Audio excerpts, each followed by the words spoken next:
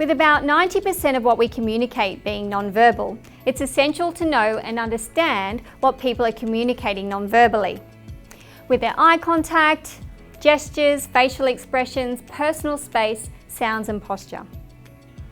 More details are included in the chapter in your training mega manual, but here's an introduction. What are people's non-verbals telling us? Let's speed read, decode and understand more about 8 non-verbal communications. Number 1 is eye talk. The eyes constantly send out body language signs and signals as to what the person is thinking. A small amount of eye contact can signify boredom, lack of interest, shyness, insincerity and even dishonesty. Strong eye contact can signify a superiority or even a threat. The lowering of both eyes signifies submission. Blinking rate increases when people are stressed or even telling lies. Steady or repeated eye contact occurs when people are interested in each other, trying to persuade one another, liking each other, and discussing easy topics. A tip here is to observe the eyes. Number 2, personal space. And by the way, it's very important.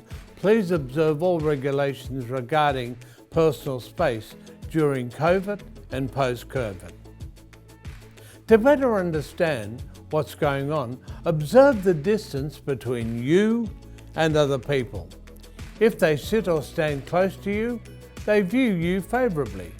Close proximity is a strong indicator of good rapport. The opposite is true when they move away from you. This is a sign that there is very little rapport going on. Most people have a rule, my space, my territory. They don't like it when their personal space is being violated unless the other person has been invited. My tip to you regarding this point, keep your distance. 1 to 3 metres is a socially acceptable distance. Number 3 is face talk. Facial expressions allow us to better understand what others are thinking and feeling at any given time. Smiling is an important non-verbal clue to watch for. 3 specific smiles are: a genuine smile, indicating that the person is happy, content or amused. A half smile only engages one side of the mouth and indicates uncertainty or sarcasm. A fake smile conveys pleasure or approval but suggests the smiler is actually feeling something else. A grimace with the head turning aside and a ramping up of the face indicates disgust or contempt. A tip here is constant observation pays dividends. Number 4, head talk. When people communicate, notice how their heads move. The strong head nod signifies acceptance, understanding, approval. A less strong head nod signals that what's being said is being understood. The least obvious head nod is an affirming head nod encouraging the speaker to continue. A side tilt of the head indicates curiosity, interest or uncertainty. The shaking of the head from side to side indicates disagreement, disbelief or disapproval. A lowering of the head indicates submission, avoidance, acceptance or self-protection. Tip: every body language movement has a meaning. Arm movements talk. Actions really do speak louder than words. Very often our body language gestures express our attitudes.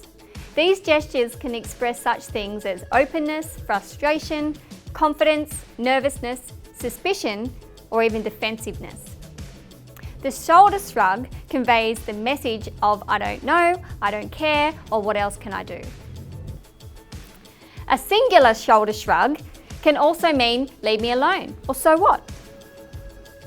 The hand steeple, putting the tips of the fingers close together resembling a prayer, this is a strong signifier of confidence. My tip is to watch for all arm movements. Feet talk. While facial actions get a lot of attention, very few people pay attention to the actions of other people's legs and feet. Feet are one of the most honest parts of the body, continually signaling intention. The direction of the feet precedes the direction of the body. Are they facing away from you, looking at the exit, or are they facing towards you, interested and happy to stay where they are? The direction of a person's feet reveals the direction they want to go. Please note, to the keen observer, when a person wants to leave, their feet will point towards the exit. My tip to you, keep an eye on where their feet are pointed. Mirroring behaviours. Mirroring is a very effective method to help establish rapport with the person you're connecting with. By matching and mirroring or copying a person's verbal communication style and non-verbal actions and signals, you can definitely increase your effectiveness through your conversation. So what is matching and mirroring? It's a technique where we copy or mimic the body language or vocal qualities or attitudes of another person. Matching and mirroring should always be subtle. It's a strong indicator of interest or attraction between people. It very often goes unnoticed, but once you're aware of it, you'll see it happening naturally. And when it doesn't happen naturally, you can do it consciously. An example of matching and mirroring is to copy the volume and speed of the client's speech. If a customer talks at a high volume and fast pace, you do the same. If they speak with a low volume and a slower pace, you also do the same. Remember, people do business with people they like, and people like people who are also like them.